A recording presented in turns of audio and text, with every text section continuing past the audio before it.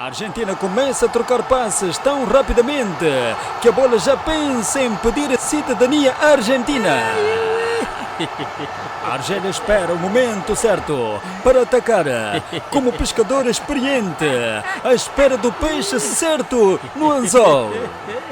Golo! O festejo foi tão longo que quase precisou de intervalo próprio. Ai, meu Deus!